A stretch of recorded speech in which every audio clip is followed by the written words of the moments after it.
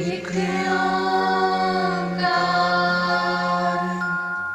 सतनाम सतनाम करता पुरख करता पुरख निर्भव निर्भव निर्वैर निर्वैर अकाल मूरत अकाल मूरत अजूनी सैभं अजूनी सैभं गुर प्रसाद जप गुर प्रसाद जप आद सच आदि सच जुगाद सच जुगाद सच है भी सच है भी सच नानक होसी भी सच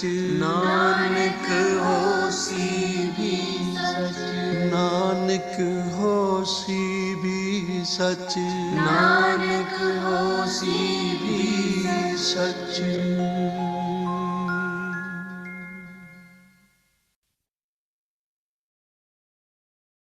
हर जी माता हर जी पिता हर जियो प्रतिपालक हर जी मेरी सार करे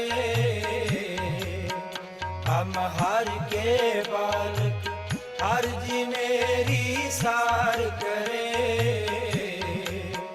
हम हर के बालक हर जी माता हर जी पिता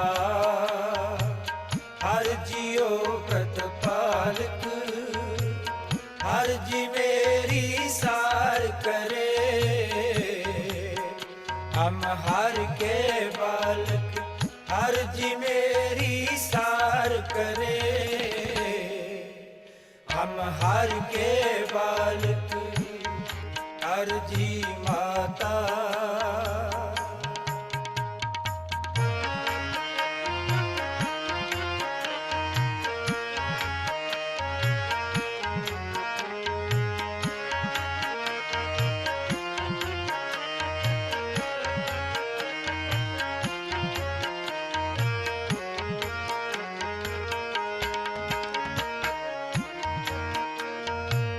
सहज सहज खिलाएगा नहीं करता आलक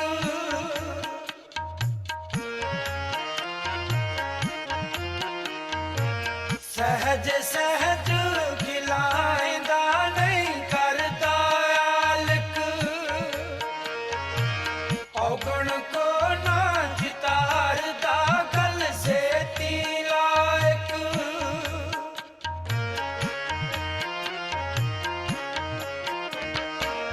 औगण को ना चितारदा गल से तिलायक गल से तिलायक हर जी माता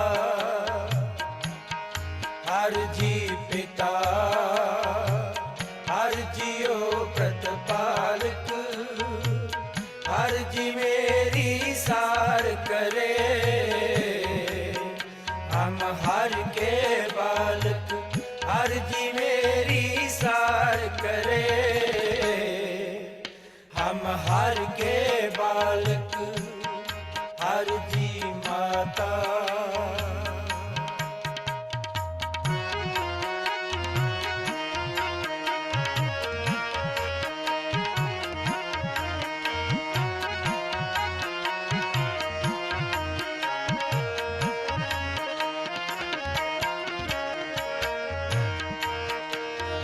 मंगा सोई नेमदार पिता सुखदायक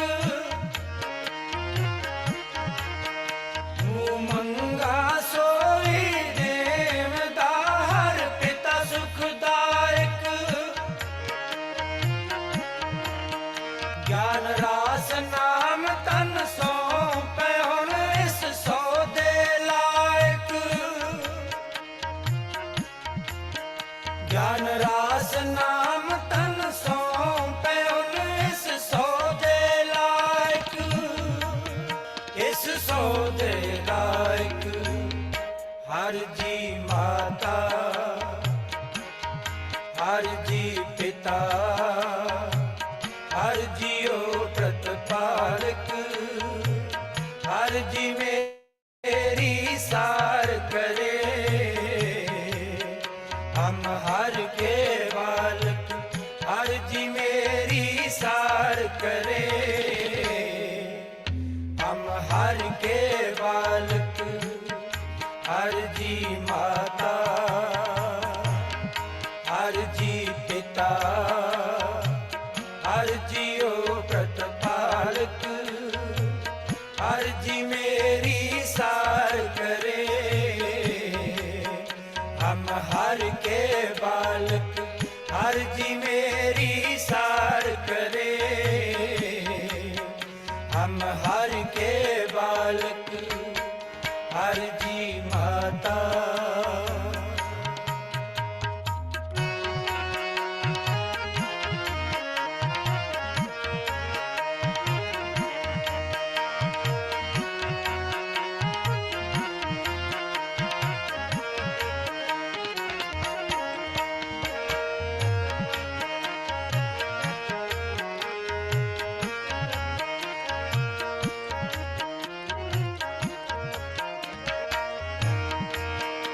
सांझी गुर नाल बहा लिया सरब सुख पाएक।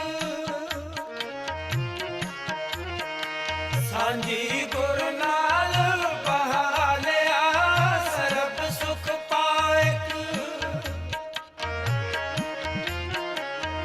मैं नालों कदे न विछड़े हर पिता, सब न गल्लां लायक।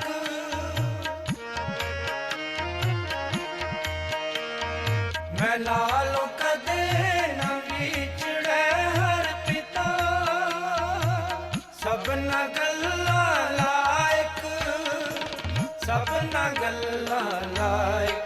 हर जी माता, हर जी पिता, हर जियो प्रतिपालक, हर जी मेरी सार करे। हम हर के बालक, हर जी मेरी सार करे। हम हर के बालक, हर जी माता, हर जी पिता, हर जियो प्रतिपालक, हर जी मेरी सार करे। हम हर के बालक, हर जी मेरी सार करे। हम हर के बालक, हर जी माता, हर जी पिता, हर जी माता, हर जी पिता, हर जी माता, हर जी पिता, हर जी माता, हर जी पिता।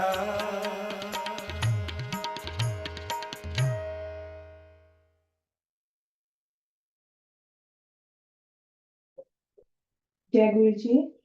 शुक्राना गुरु जी महाराज का, बहुत बहुत शुक्राना। थैंक यू सो मच गुरु जी, आज की इन घड़ियों को बख्शने का।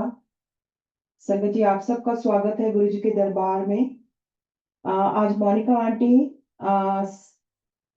सेवा करेंगी गुरु जी के शिव पुराण की चैप्टर को पढ़ने के लिए। मोनिका आंटी, आप अपने आप को अनम्यूट कर लीजिए प्लीज। अनम्यूट करके आप अपनी सेवा शुरू करें। Thank you Neena aunty. जय गुरु जी, शुक्राना गुरु जी। आज गुरु जी के हुक्म से हम शिव पुराण का अध्याय 13 और 14 पढ़ेंगे। ओम नमः शिवाय, शिव जी सदा सहाय। ओम नमः शिवाय, गुरु जी सदा सदाय। विद्वेश्वर स्वर संहिता अध्याय 13। सदाचार, शौचाचार, स्नान, भस्म धारण, संध्या वंदन, प्रणव जप, गायत्री जप, दान, न्यायथ, धनोपार्जन तथा अग्निहोत्र आदि की विधि एवं महिमा का वर्णन। ऋषियों ने कहा, सूत जी, अब आप शीघ्र ही हमें वह सदाचार सुनाइए जिससे विद्वान पुरुष पुण्य लोकों पर विजय पाता है। स्वर्ग प्रदान करने वाले धर्ममय आचार तथा नरक का कष्ट देने वाले अधर्ममय आचारों का भी वर्णन कीजिए। सूत जी बोले, सदाचार का पालन करने वाला विद्वान ब्राह्मण ही वास्तव में ब्राह्मण नाम धारण करने का अधिकारी है। जो केवल वेदोक्त आचार का पालन करने वाला एवं वेद का अभ्यासी है, उस ब्राह्मण की विप्र संज्ञा होती है। सदाचार, वेदाचार तथा विद्या, इनमें से एक एक गुण से ही युक्त होने पर द्विज कहते हैं। जिसमें स्वल्प मात्रा में ही आचार का पालन देखा जाता है, जिसने वैदयन भी बहुत कम किया है तथा जो राजा का सेवक, पुरोहित, मंत्री आदि है, उसे क्षत्रिय ब्राह्मण कहते हैं। जो ब्राह्मण ऋषि तथा वाणिज्य कर्म करने वाला है और कुछ कुछ ब्राह्मणोचित आचार का भी पालन करता है, वह वैश्य ब्राह्मण है। तथा जो स्वयं ही खेत जोतता है, हल चलाता है, उसे शूद्र ब्राह्मण कहा गया है। जो दूसरों के दोष देखने वाला और परद्रोही है, उसे चांडाल द्विज कहते हैं। इसी तरह क्षत्रियों में भी जो पृथ्वी का पालन करता है, वह राजा है। दूसरे लोग राजवतीन क्षत्रिय माने गए हैं। वैश्यों में भी जो धान्य आदि वस्तुओं का क्रय विक्रय करता है, वह वैश्य कहलाता है। दूसरों को वर्णिक कहते हैं। जो ब्राह्मणों, क्षत्रियों तथा वैश्यों की सेवा में लगा रहता है, वही वास्तव में शूद्र कहलाता है। जो शूद्र हल जोतने का काम करता है, उसे वृषल समझना चाहिए। सेवा, शिल्प और कर्षण से भिन्न वृत्ति का आश्रय लेने वाले शूद्र दस्यु कहलाते हैं। इन सभी वर्णों के मनुष्यों को चाहिए कि वे ब्रह्म मुहूर्त में उठकर पूर्वाभिमुख हो सबसे पहले देवताओं का, फिर धर्म का अथवा उसकी प्राप्ति के लिए उठाए जाने वाले क्लेशों का तथा आय और व्यय का किया भी चिंतन करें। रात के पिछले पहर को उष काल जानना चाहिए। उस अंतिम पहर को जो आधा या मध्य भाग है, उसे संधि कहते हैं। उस संधि काल में उठकर द्विजों को मल मूत्र आदि का त्याग करना चाहिए। घर से दूर जाकर बाहर से अपने शरीर को ढके रखकर दिन में उत्तराभिमुख बैठकर मल मूत्र का त्याग करें। यदि उत्तराभिमुख बैठने से में कोई रुकावट हो, तो दूसरी दिशा की ओर मुख करके बैठें। जल, अग्नि, ब्राह्मण और आदि तथा देवताओं का सामना बचा कर बैठे। मल त्याग करके उठने पर फिर उस मल को ना देखें। तदनंतर जलाशय बाहर निकाले हुए जल से ही गुदा की शुद्धि करे अथवा देवताओं, पितरों तथा ऋषियों के तीर्थों में उतरे बिना ही प्राप्त हुए जल से शुद्धि करनी चाहिए। गुदा में 7, 5 या 3 बार मिट्टी लगाकर उसे धोकर शुद्ध करें। लिंग में ककोड़े के फल के बराबर मिट्टी लेकर लगाए और उसे धो दें। परंतु गुदा में लगाने के लिए एक पसर मिट्टी की आवश्यकता होती है। लिंग और गुदा की शुद्धि के पश्चात उठकर अन्यत्र जाएं और हाथ पैरों की शुद्धि करके 8 बार कुल्ला करें। जिस किसी वृक्ष के पत्ते से अथवा उसके पतले काष्ठ से जल के बाहर दतुवन करना चाहिए। उस समय तजरनी अंगुली का उपयोग न करें। यह दंत शुद्धि का विधान बताया गया है। तदनंतर जल संबंधी देवताओं को नमस्कार करके मंत्र पाठ करते हुए जलाशय में स्नान करें। यदि कंठ तक या कमर तक पानी में खड़े होने की शक्ति ना हो, तो घुटने तक जल में खड़ा हो अपने ऊपर जल छिड़ककर मंत्रोच्चारण पूर्वक स्नान कार्य संपन्न करें। विद्वान पुरुषों को चाहिए कि वहां तीर्थ जल से देवता आदि का स्नानांग तर्पण भी करें। इसके बाद धौत वस्त्र लेकर 5 कच करके उसे धारण करें। साथ ही कोई उत्तरीय भी धारण कर लें, क्योंकि संध्या वंदन आदि सभी कर्मों में उसकी आवश्यकता होती है। नदी आदि तीर्थों में स्नान करने पर स्नान संबंधी उतारे हुए वस्त्रों को वहां न धोएं। स्नान के पश्चात विद्वान पुरुष भीगे हुए उस वस्त्रों को बावड़ी में कुएं के पास अथवा घर आदि में ले जाएं और वहां पत्थर पर लकड़ी आदि पर जल में या स्थल में अच्छी तरह धोकर उस वस्त्र को निचोड़ें। द्विजो, वस्त्र को निचोड़ने से जो जल गिरता है वह एक श्रेणी के पितरों की तृप्ति के लिए ही होता है। इसके बाद जाबाली उपनिषद में बताए गए अग्निरीति मंत्र से भस्म लेकर उसके द्वारा त्रिपुंड लगाए। इस विधि का पालन न किया जाए, इसके पूर्व ही यदि जल में भस्म गिर जाए तो गिराने वाला नरक में जाता है। आपोहिष्ठा इत्यादि मंत्र से पाप शांति के लिए सिर पर जल छिड़कें तथा यसे क्षय इस मंत्र को पढ़कर पैर पर जल छिड़कें। इसे संधि प्रोक्षण कहते हैं। आपोहिष्टम इत्यादि मंत्र में 3 ऋचाएं हैं और प्रत्येक ऋचा में गायत्री छंद के 3-3 चरण हैं। इनमें से प्रथम ऋचा के 3 चरणों का पाठ करते हुए क्रमश पैर, मस्तक और हृदय में जल छिड़कें। दूसरी ऋचा के 3 चरणों को पढ़कर क्रमश मस्तक, हृदय और पैर में जल छिड़कें तथा तीसरी ऋचा के 3 चरणों का पाठ करते हुए क्रमश हृदय, पैर और मस्तक का जल से प्रोक्षण करें। इसे विद्वान पुरुष मंत्र स्नान मानते हैं। किसी अपवित्र वस्तु से किंचित स्पर्श हो जाने पर, अपना स्वास्थ्य ठीक न रहने पर, राजा और राष्ट्र पर भय उपस्थित होने पर तथा यात्रा काल में जल की उपलब्धि न होने की विवशता आ जाने पर मंत्र स्नान करना चाहिए। प्रातः काल सूर्यश्च माँ मनुष्य इत्यादि सूर्यानुवास के तथा सायकाल अग्निश्च माँ मनुष्य इत्यादि अग्नि संबंधी अनुवास के जल का आचमन करके पुनः जल से अपने अंगों का प्रोक्षण करें। मध्याह्न काल में भी आप पुनंतु इस मंत्र से आचमन करके पूर्व व्रत प्रोक्षण या मार्जन करना चाहिए। प्रातः काल की संध्योपासना में या गायत्री मंत्र का जल जप करके 3 बार ऊपर की ओर और सूर्य देव को अर्घ देने चाहिए। ब्राह्मणों, मध्याह्न काल में गायत्री मंत्र के उच्चारण पूर्वक सूर्य को एक ही अर्घ देना चाहिए। फिर सायकाल आने पर पश्चिम की ओर मुख करके बैठ जाएं और पृथ्वी की ही सूर्य के लिए अर्घ दें, ऊपर की ओर नहीं। प्रातः काल और मध्याह्न के समय अंजलि में अर्घ जल लेकर अंगुलियों की ओर से सूर्यदेव के लिए अर्घ दें। फिर अंगुलियों के छिद्र से ढलते हुए सूर्य को देखें तथा उनके लिए स्वतः प्रदक्षिणा करके शुद्ध आचमन करें।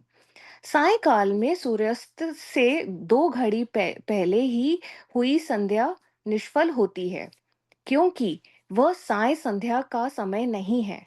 ठीक समय पर संध्या करनी चाहिए, ऐसी शास्त्र की आज्ञा है। यदि संध्योपासना किए बिना ही बीत जाए तो प्रत्येक समय के लिए क्रमश प्रायश्चित करना चाहिए। यदि एक दिन बीते तो प्रत्येक बीते हुए संध्या काल के लिए नित्य नियम के अतिरिक्त 100 गायत्री मंत्र का अधिक जप करें। यदि नित्य कर्म के लुप्त हुए 10 दिन से अधिक बीत जाए तो उसके प्रायश्चित स्वरूप में 1,00,000 गायत्री का जप करना चाहिए। यदि 1 मास तक नित्य कर्म छूट जाए तो पुनः अपना उपनयन संस्कार कराएं। अर्थ सिद्धि के लिए ईश, गौरी, कार्तिकेय, विष्णु, ब्रह्मा, चंद्रमा और यम का तथा ऐसे ही अन्य देवताओं का भी शुद्ध जल से तर्पण करें। फिर तर्पण कर्म को ब्रह्मार्पण करके शुद्ध आचमन करें। तीर्थ के दक्षिण प्रशस्त मठ में, मंत्रालय में, देवालय में, घर में अथवा अन्य किसी नियत स्थान में आसन पर स्थिरता पूर्वक बैठकर विद्वान पुरुष अपनी बुद्धि को स्थिर करे और संपूर्ण देवताओं को नमस्कार करके पहले प्रणव का जप करने के पश्चात गायत्री मंत्र की आवृत्ति करें। प्रणव के अ, उ और म इन तीनों अक्षरों से जीव और ब्रह्मा की एकता का प्रतिपादन होता है। इस बात को जानकर प्रणव ओम का जप करना चाहिए। जब काल में यह भावना करनी चाहिए कि हम तीनों लोकों की सृष्टि करने वाले ब्रह्मा, पालन करने वाले विष्णु तथा संहार करने वाले रुद्र की जो स्वयं प्रकाश चिन्मय है, उपासना करते हैं। यह ब्रह्म स्वरूप ओमकार हमारी कर्मेंद्रियों और ज्ञानेंद्रियों की वृत्तियों को, मन की वृत्तियों को तथा बुद्धि वृत्तियों को सदा भोग और मोक्ष प्रदान करने वाले धर्म एवं ज्ञान की ओर प्रेरित करें। प्रणव के इस अर्थ का बुद्धि के द्वारा चिंतन करता हुआ जो इसका जप करता है, वह निश्चय ही ब्रह्मा को प्राप्त कर लेता है, अथवा अर्थानुसंधान के बिना भी प्रणव का नित्य जप करना चाहिए। इससे ब्राह्मणत्व की पूर्ति होती है। ब्राह्मणत्व की पूर्ति के लिए श्रेष्ठ ब्राह्मणों को प्रतिदिन प्रातःकाल 1 सहस्त्र गायत्री मंत्र का जप करना चाहिए। मध्याह्न काल में 100 बार और सायंकाल में 28 बार जप की विधि है। अन्य वर्ण के लोगों को अर्थात क्षत्रिय और वैश्यों को तीनों संध्याओं के समय यथासाध्य गायत्री जप करना चाहिए। शरीर के भीतर मूलाधार, स्वाधिष्ठान, मणिपुर, अनाहत, आज्ञा और सहस्त्रार, ये 6 चक्र हैं। इनमें मूलाधार से लेकर सहस्त्रा तक छहों स्थानों में क्रमश विद्वेश्वर, ब्रह्मा, विष्णु, ईश, जीवात्मा और परमेश्वर स्थित हैं।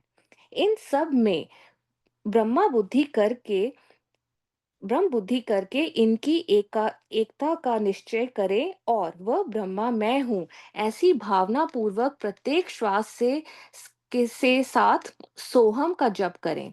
उन्हीं विद्वेश्वर आदि की ब्रह्मानंद आदि में तथा इस शरीर से बाहर भी भावना करें। प्रकृति के विकारभूत महत्व से लेकर पंचभूत पर्यंत तत्वों से बना हुआ जो शरीर है, ऐसे सहस्त्रों शरीरों का एक एक अजपा गायत्री के जप से एक एक के क्रम से अतिक्रमण करके जीव को धीरे धीरे परमात्मा के संयुक्त करें। यह जप का तत्व बताया गया है। 100 अथवा 28 मंत्रों के जप से उतने ही शरीरों का अतिक्रमण होता है। इस प्रकार जो मंत्रों का जाप है, इसको आदि क्रम से वास्तविक जप जाना चाहिए। सहस्त्र बार किया हुआ जप ब्रह्मलोक प्रदान करने वाला होता है, ऐसा जानना चाहिए। 100 बार किया हुआ जप इंद्र पद की प्राप्ति करने वाला माना गया है।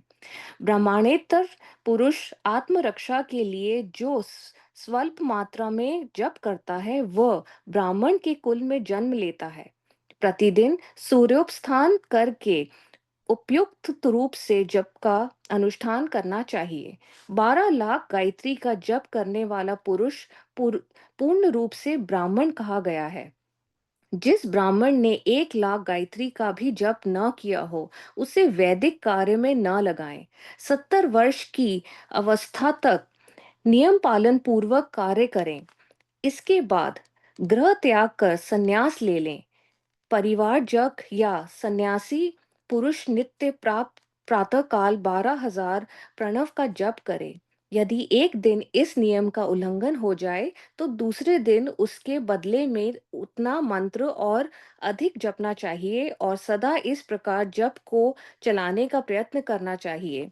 यदि क्रमश 1 मास आदि का उल्लंघन हो जाए, तो 1.5 लाख जप करके उसका प्रायश्चित करना चाहिए। इससे अधिक समय तक नियम का उल्लंघन हो जाए, तो पुनः नए सिरे से गुरु से नियम ग्रहण करें।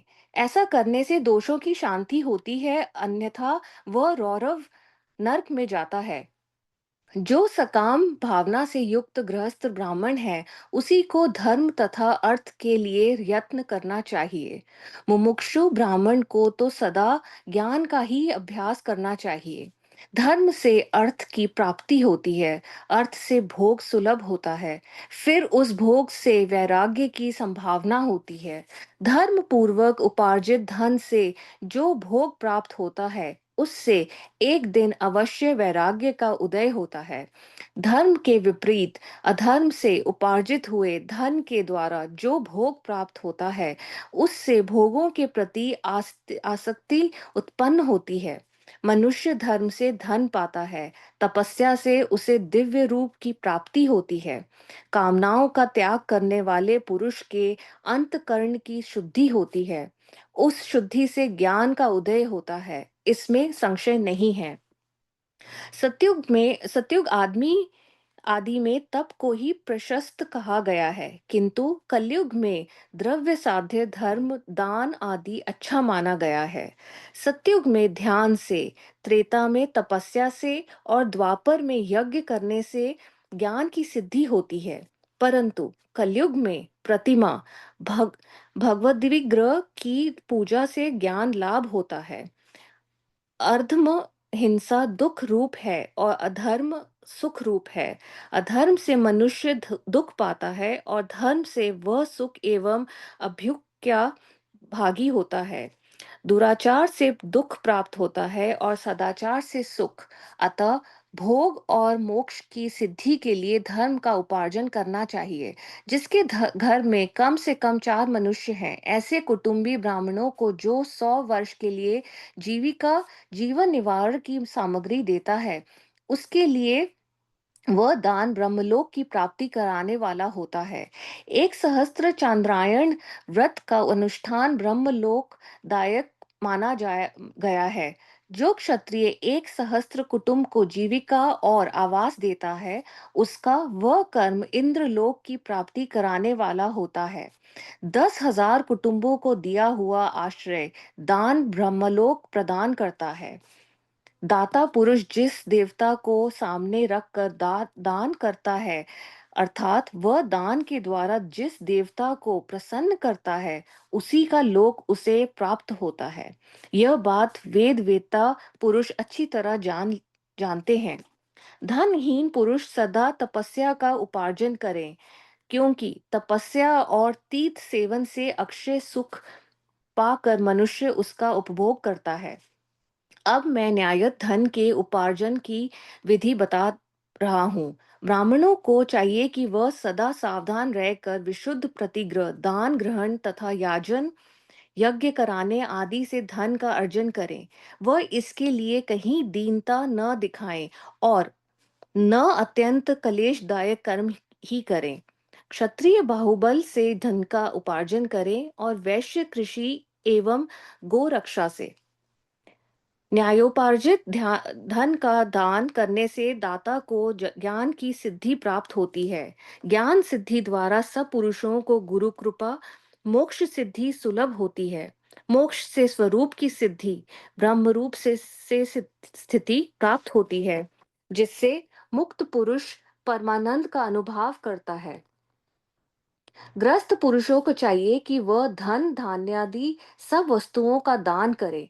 वह तृष्णा निवृत्ति के लिए जल तथा क्षुद्रारूपी रोग की शांति के लिए सदा अन्न का दान करें। खेत धान्य, कच्चा अन्न तथा भक्ष्य भोज्य लेयम और चोष्य, ये 4 प्रकार के सिद्ध अन्न दान करने चाहिए।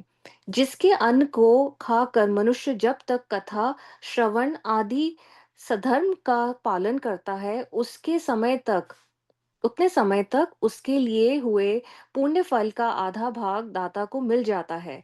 इसमें संशय नहीं है। दान लेने वाला पुरुष दान में प्राप्त हुई वस्तु का दान तथा तपस्या करके अपने प्रतिग्रह जनित पाप की शुद्धि कर ले, अन्यथा उसे रौरव नरक में गिरना पड़ता है। अपने धन के 3 भाग करें। एक भाग धर्म के लिए, दूसरा भाग वृद्धि के लिए तथा तीसरा भाग अपने उपभोग के लिए। नित्य, नैमित्ता और काम्य, ये तीनों प्रकार के कर्म धर्मार्थ रखे हुए धन से करें। साधक साधक को चाहिए कि वह वृद्धि के लिए रखे हुए धन से ऐसा व्यापार करे जिससे उस धन की वृद्धि हो तथा उपभोग के लिए रक्षित धन से हितकारक परिमित एवं पवित्र भोग भोगे। खेती से पैदा किए हुए धन का 10वां अंश दान कर दें। इससे पाप की शुद्धि होती है। शेष धन से धर्म वृद्धि एवं उपभोग करें, अन्यथा वह रौरव नरक में पड़ता है, अथवा उसकी बुद्धि पाप पूर्ण हो जाती है या खेती ही चौपट हो जाती है। वृद्धि के लिए किए गए व्यापार में प्राप्त हुए धन का छठा भाग दान कर देने योग्य है। बुद्धिमान पुरुष अवश्य उसका दान कर दे।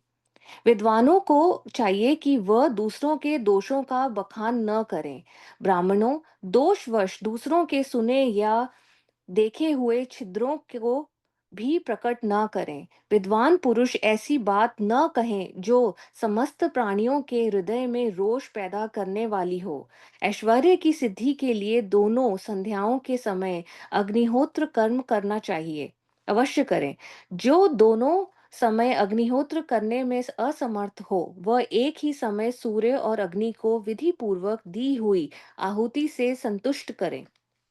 चावल, धान्य, घी, फल, कंद तथा हविष्य इनके द्वारा विधि पूर्वक स्थालीपाक बनाए तथा यथोचित रीति से सूर्य और अग्नि को अर्पित करें। यदि हविष्य का अभाव हो तो प्रदान प्रधान होम मात्र करें। सदा सुरक्षित रहने वाली अग्नि को विद्वान पुरुष अजस्त्र की संज्ञा देते हैं अथवा संध्या काल में जप मात्र या सूर्य की वंदना मात्र कर लें। आत्मज्ञान की इच्छा वाले तथा धनार्थी पुरुषों को भी इस प्रकार विधिवत उपासना करनी चाहिए। जो सदा ब्रह्म यज्ञ में तत्पर होते हैं, देवताओं की पूजा में लगे रहते हैं, नित्य अग्नि पूजा एवं गुरु पूजा में अनुरक्त होते हैं तथा ब्राह्मणों को तृप्त किया करते हैं, वे सब लोग स्वर्गलोक के भागी होते हैं। अध्याय 13 समाप्त। विधिवेश्वर संहिता अध्याय 14। अग्नियज्ञ, देवयज्ञ और ब्रह्म यज्ञ आदि का वर्णन भगवान शिव के द्वारा सातों वारों का निर्माण तथा उनमें देवाराधन से विभिन्न प्रकार के फलों की प्राप्ति का कथन। ऋषियों ने कहा, प्रभु, अग्नि यज्ञ, देव यज्ञ, ब्रह्म यज्ञ, गुरु पूजा तथा ब्रह्मातृप्ति का हमारे समक्ष क्रमश वर्णन कीजिए। सूत जी बोले, महर्षियों, गृहस्थ पुरुष अग्नि में सायंकाल और प्रातःकाल जो चावल आदि द्रव्य की आहुति देता है, उसी को अग्नियज्ञ कहते हैं। जो ब्रह्मचार्य आश्रम में स्थित हैं, वह ब्रह्मचारियों के लिए समिधा का आधान ही अग्नियज्ञ है। वे समिधा का ही अग्नि में हवन करें। ब्राह्मणों, ब्रह्मचर्य आश्रम में निवास करने वाले द्विजों का जब तक विवाह न हो जाए और वे उपासना उपासनाग्नि की प्रतिष्ठा न कर लें, तब तक उनके लिए अग्नि में समिधा की आहुति, व्रत आदि का पालन तथा विशेष यजन आदि ही कर्तव्य है। यही उनके लिए अग्नि यज्ञ है।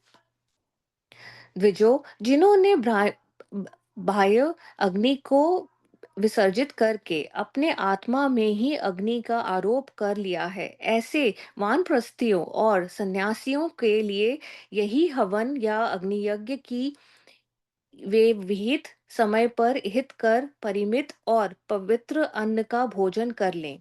ब्राह्मणों, सायंकाल अग्नि के लिए दी हुई आहुति संपत्ति प्रदान करने वाली होती है, ऐसा जानना चाहिए, और प्रातःकाल सूर्य देव को ही दी हुई आहुति आयु की वृद्धि करने वाली होती है। यह बात अच्छी तरह समझ लेनी चाहिए।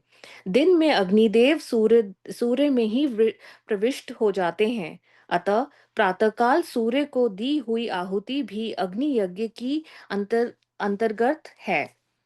इस प्रकार यह अग्नि यज्ञ वर्णन किया गया है। इंद्र आदि समस्त देवताओं के उद्देश्य से अग्नि में जो आहुति दी जाती है, उसे देवयज्ञ समझना चाहिए। स्थाली पाक आदि यज्ञों को देवयज्ञ ही मानना चाहिए। लौकिक अग्नि में प्रतिष्ठित जो चूड़ाकरण आदि संस्कार निमित्त हवन कर्म है, उन्हें भी देव यज्ञ के ही अंतर्गत जानना चाहिए। अब ब्रह्म यज्ञ का वर्णन सुनो। द्विजों को चाहिए कि वह देवताओं की तृप्ति के लिए निरंतर ब्रह्म यज्ञ करें। वेदों का जो नित्य अध्ययन या स्वाध्याय होता है, उसी को ब्रह्म यज्ञ कहा गया है। प्रातः नित्य कर्म के अनंतर सायंकाल तक ब्रह्म यज्ञ किया जा सकता है। उसके बाद रात में इसका विधान नहीं है। अग्नि के बिना देव यज्ञ कैसे संपन्न होता है, इसे तुम लोग श्रद्धा से और आदर पूर्वक सुनो। सृष्टि के आरंभ में सर्वज्ञ, दयालु और सर्वसमर्थ महादेव जी ने समस्त लोगों के उपकार के लिए वारों की कल्पना की। वे भगवान शिव संसार रूपी रोगों को दूर करने के लिए वैद्य हैं, सबके ज्ञाता तथा समस्त औषधों के भी औषध हैं। उन भगवान ने पहले अपने वार की कल्पना की, जो आरोग्य प्रदान करने वाला है। तत्पश्चात अपनी माया शक्ति का वार बनाया, जो संपत्ति प्रदान करने वाला है। जन्म काल में दुर्गस्थित बालक की रक्षा के लिए उन्होंने कुमार के वार की कल्पना की।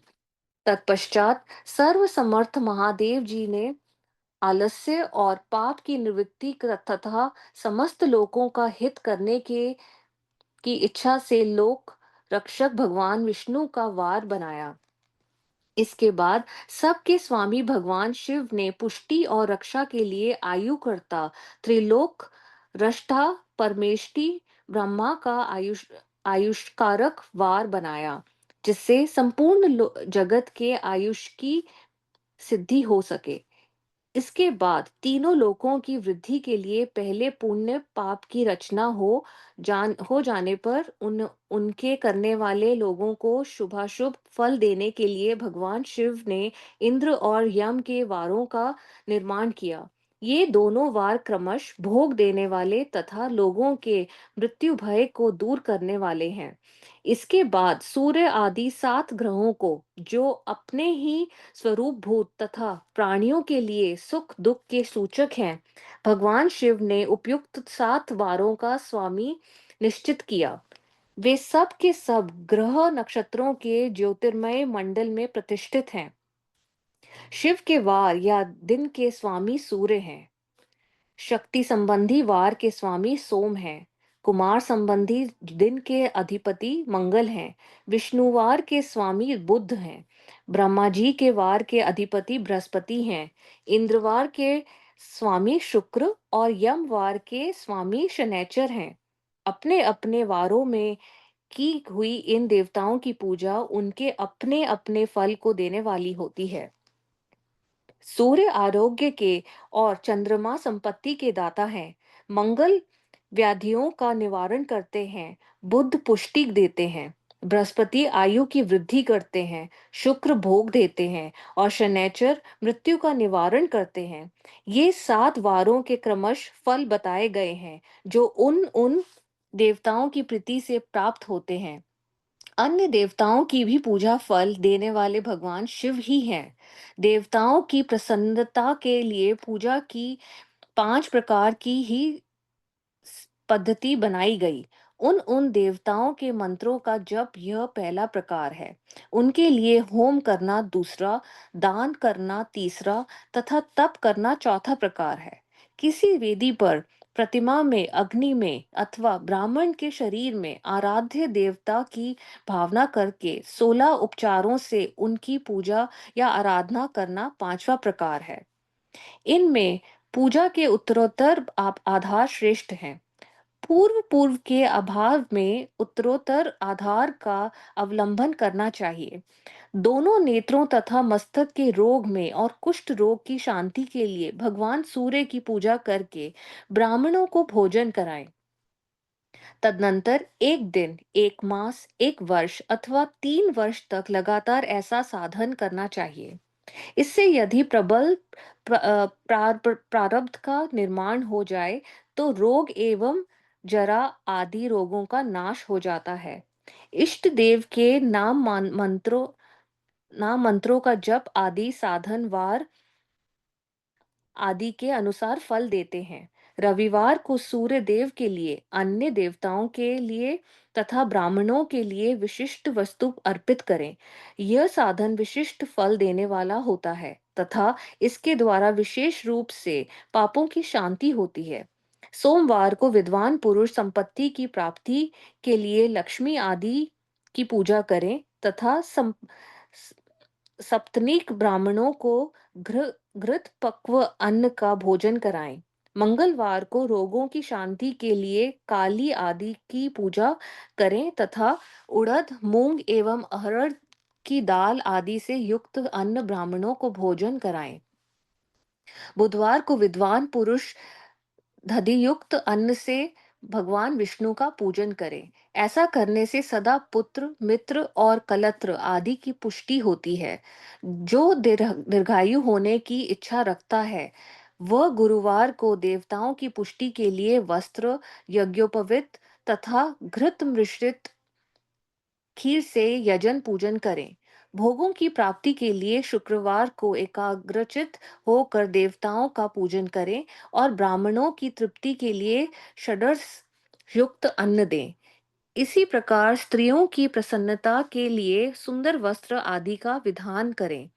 शनैचर अपमृत्यु का निवारण करने वाला है। उस दिन बुद्धिमान पुरुष रुद्र आदि की पूजा करें। तिलक के होम से, दान से देवताओं को संतुष्ट करके ब्राह्मणों को तिल मिश्रित अन्न भोजन कराएं। जो इस तरह देवताओं की पूजा करेगा, वह आरोग्य आदि फल का भागी होगा। देवताओं के नित्य पूजन, विशेष पूजन, स्नान, दान, जप, होम तथा ब्राह्मण तर्पण आदि में एवं रवि आदि वारों में विशेष तिथि और नक्षत्रों का योग प्राप्त होने पर विभिन्न देवताओं के पूजन में सर्वज्ञ जगदीश्वर भगवान शिव ही उन देवताओं के रूप में पूजित पूजित हो सब लोगों को आरोग्य आदि फल प्रदान करते हैं। देश, काल, पात्र, द्रव्य, श्रद्धा एवं लोक के अनुसार उनके तारतम्य क्रम का ध्यान रखते हुए महादेव जी आराधना करने वाले लोगों को आरोग्य आदि फल देते हैं। शुभ मांगलिक कर्म के आरंभ में और अशुभ अंत्येष्टि आदि कर्म के अंत में तथा जन्म नक्षत्रों के आने पर ग्रस्त पुरुष अपने घर में आरोग्य आदि की समृद्धि के लिए सूर्य आदि ग्रहों का पूजन करे। इससे सिद्ध है कि देवताओं का यजन संपूर्ण अभिष्ट वस्तुओं को देने वाले हैं। ब्राह्मणों का देव यजन कर्म वैदिक मंत्र के साथ होना चाहिए। यहाँ ब्राह्मण शब्द क्षत्रिय और वैश्य का भी उपलक्षण है। शूद्र आदि दूसरों का देव यज्ञ तांत्रिक विधि से होना चाहिए। शुभ फल की इच्छा रखने वाले मनुष्यों को सातों ही दिन अपनी शक्ति से के अनुसार सदा देव पूजन करना चाहिए।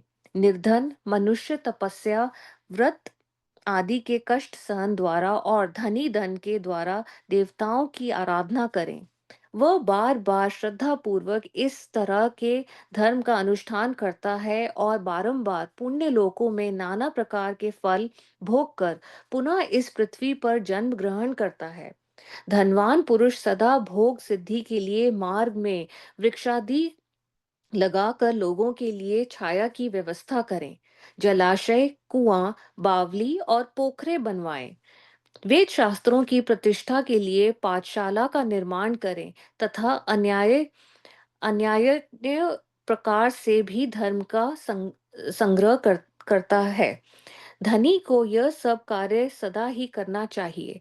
समयानुसार पुण्य कर्मों के परिपाक से अंतकरण शुद्ध होने पर ज्ञान की सिद्धि होती है। द्विजो, जो इस अध्याय को सुनता, पढ़ता अथवा सुनने की व्यवस्था करता है, उसे देव यज्ञ का फल प्राप्त होता है। अध्याय 14 समाप्त। जय गुरु जी, शुक्राना गुरु जी। ये दोनों अध्याय के वाचन में जो भी हमसे भूल चूक हो उसके लिए प्लीज हमें माफ करना। शुक्राना। ओम नमः शिवाय। शिव जी सदा सहाय। ओम नमः शिवाय। गुरु जी सदा सहाय। ओवर टू यू नीना जी।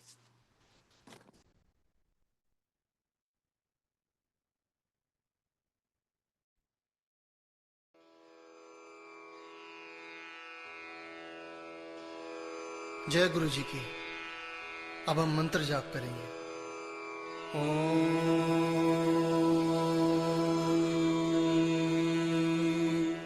नमः शिवाय। शिव जी सदा सहाय।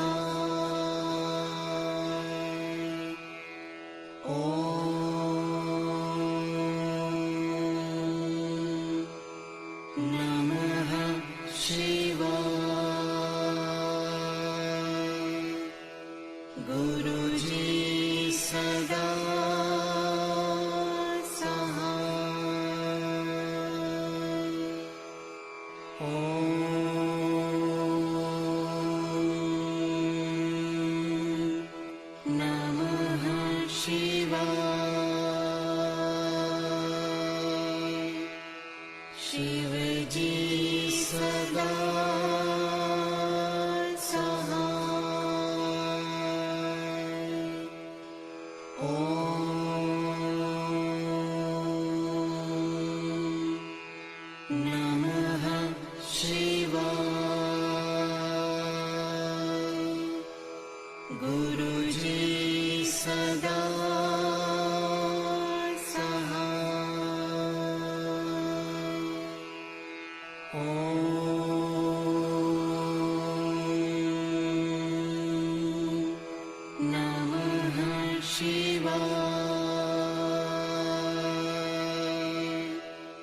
शिवजी सदा सहाय।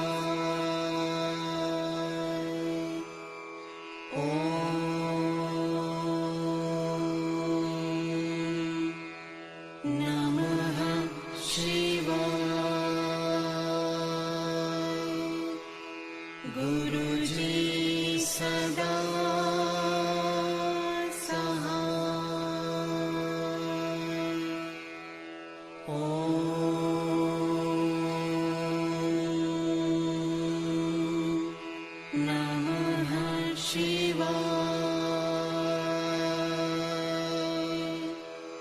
शिवजी सदा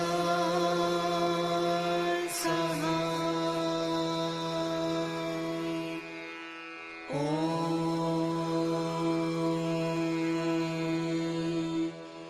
नमः शिवाय गुरुजी सदा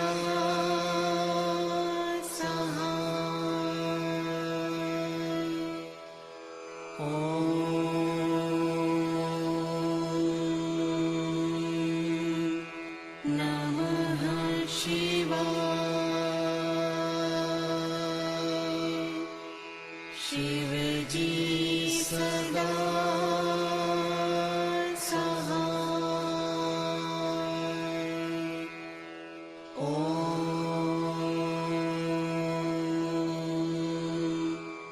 नमः शिवाय गुरुजी सदा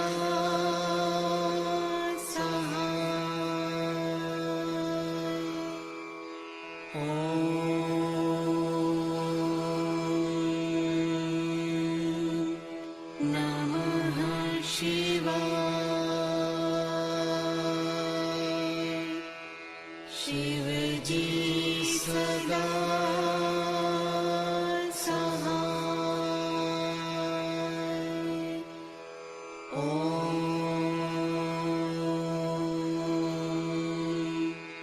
नमः शिवाय गुरुजी सदा सहाय।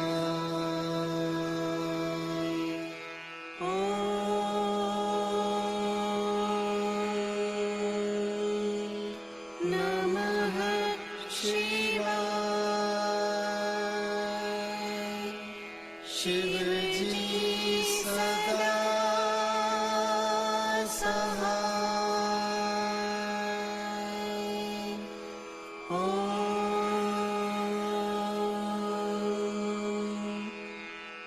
नमः शिवाय गुरुजी सदा सहाय।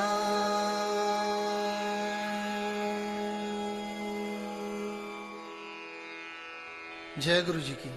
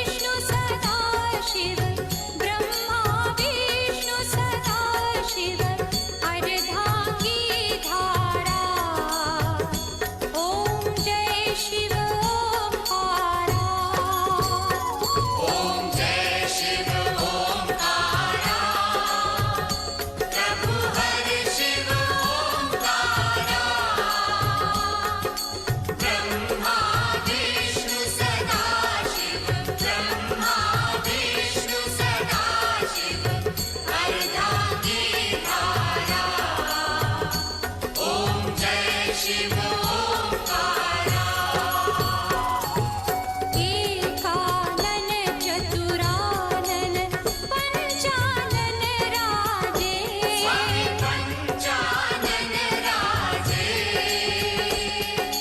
हंसानन गरुडासन वृषवाहन साजे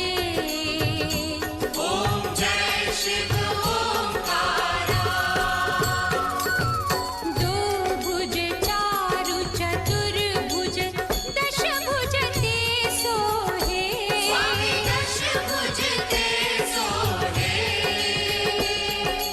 तीनों रूप निरखता त्रिभुवन मन मोहे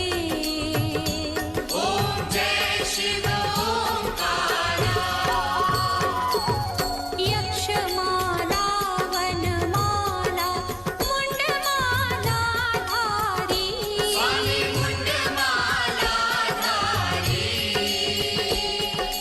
चंदन मृग मद चंदा भोले शुभकारी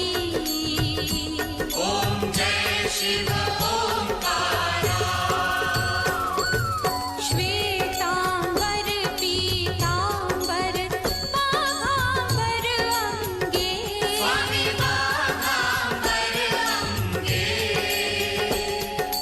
ब्रह्मादिक सनकादिक भूतादिक संगे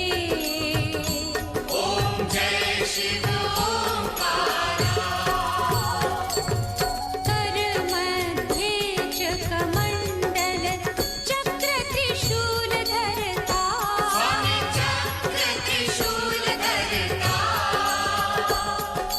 जग करता जग हरता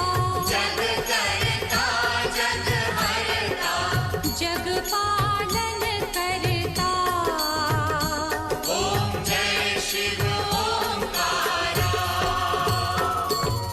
ब्रह्मा विष्णु सदा शिव जानत अविवेका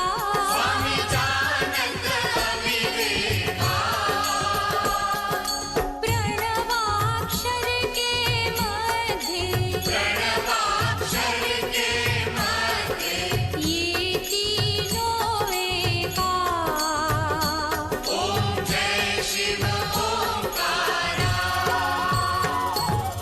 त्रिगुण स्वामी जी की आरती जो कोई जन गावे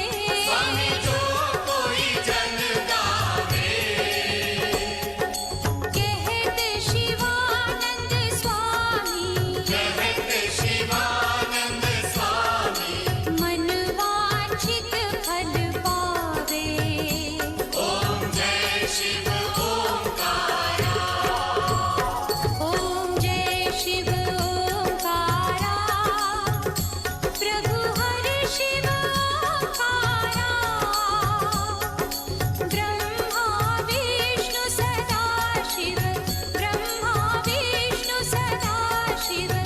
अर्धांगी धारा ओम जय शिव ओंकारा